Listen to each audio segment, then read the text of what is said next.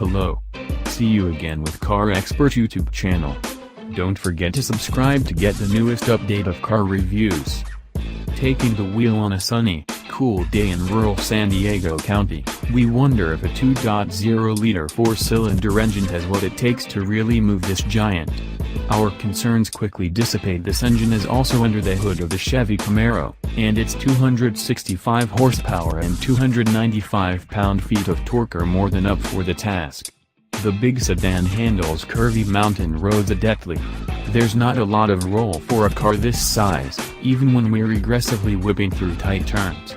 This poise comes from the CT6's rigid, lightweight aluminum and steel structure called Omega. We switch through the driving modes but settle on Sport for the dash to the lunge spot. The steering is surprisingly tight and the brakes have strong response with little pedal travel. Inside, the CT6 is serene and sophisticated. Conversation is easy, and the outside world is largely kept at bay. Cadillac designers are proud that all of the materials are authentic. There's no leather-like trim or wood reproductions here.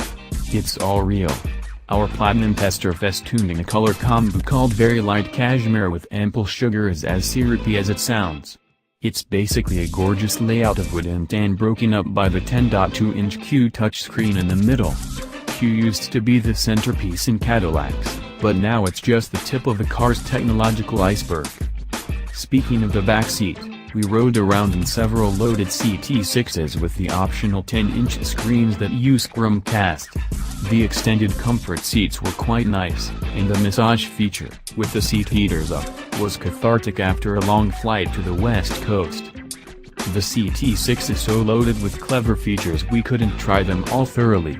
The Bose Panerai sound system has 34 speakers and puts out a sound that's enveloping, though we usually kept the volume down so as to not miss turns and get lost.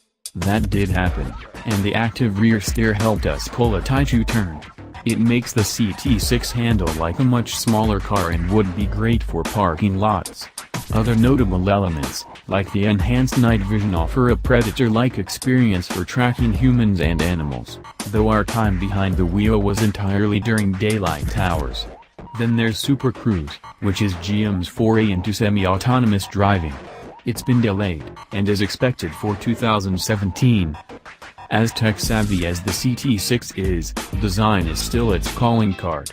BMW and Mercedes are starting to get more expressive, but Caddy still has the most angles, chrome, and fancy lights.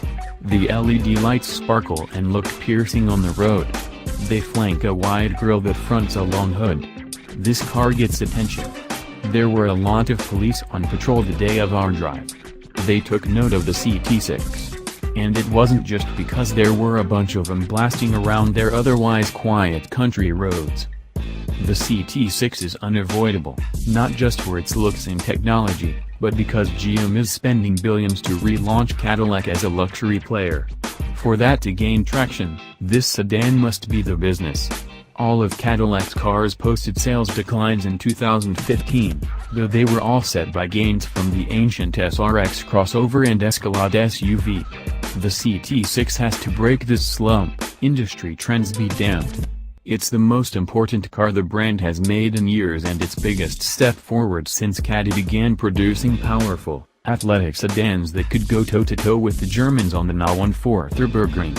Cadillac needs a car that will define the brand as it moves forward. It has to win. This is the start of Cadillac's next chapter, and it's a winner.